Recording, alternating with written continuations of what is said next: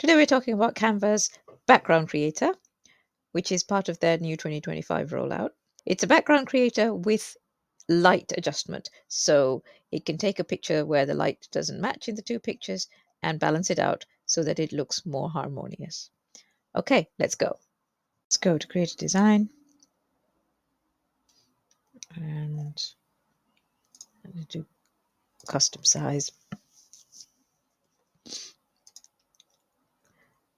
That's what I use for Kindle book covers. This is Canva Tips for Authors, where we show authors how to use Canva for book marketing. If you would like to talk to other authors about using Canva, come and join the Facebook group. Link is in the description and here. And if you'd like to support me so that I can keep doing what I'm doing, you can buy me a cup of coffee or tea, actually. And thank you very much to everyone who has bought me a cup of tea so far. Alrighty, so what we're going to do today is we're going to look at Canva's new AI background generator and light modifier. This is AI, obviously. Canva is leaning quite heavily into AI. So there are arguments for and against using AI. So I'm not going to go into them. I'm just going to demo it. Personally, I wouldn't use this particular background changer simply because I don't like using AI more than I have to. But like I say, demo. Okay, so let's find a picture, photos, and I'm going to filter them so that they're vertical and free. So we have a woman we just want a picture of a woman who's standing. Yeah, let's go smiley.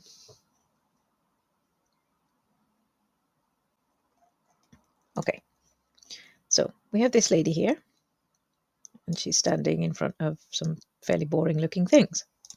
And we want to change the background. Two ways to do this. One is that you could erase the background behind this lady and then just find a background you like and put her in it. But this is the other option.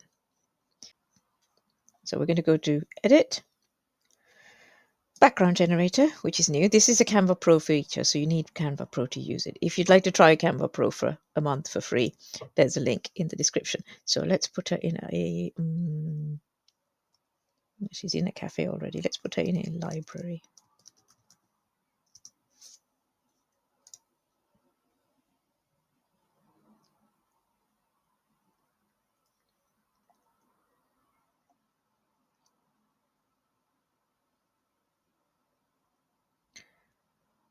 Okay, so this is a very brightly lit library and it's quite nice.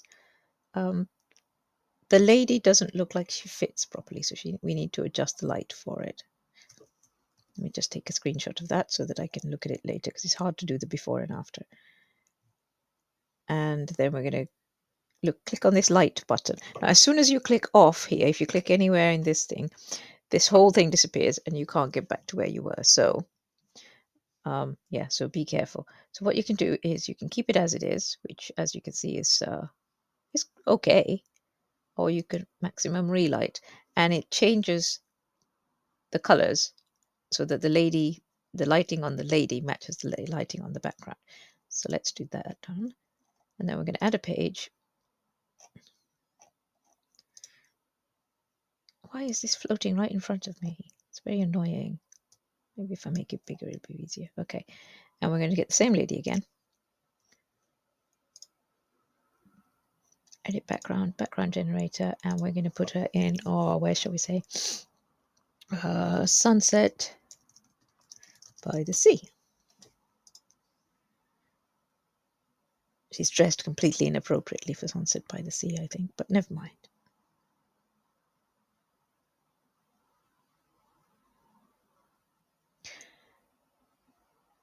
Okay, well, sunset in the sea, that's not so good. Okay.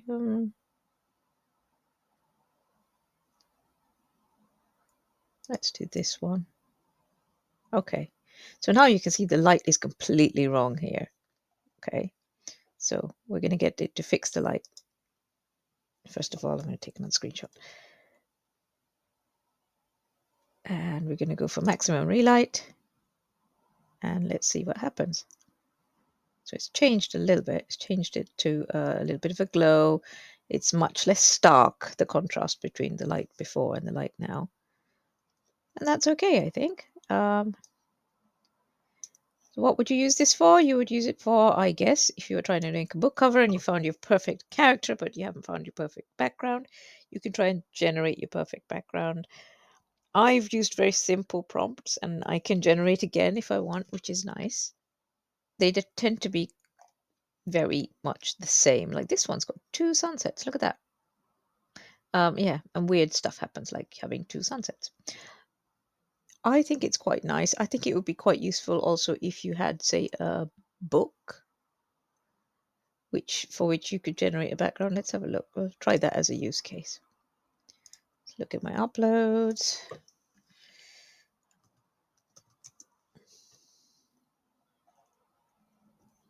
Okay, so I've got these. Let's see if we can do a background generator for that. Table at a cake shop.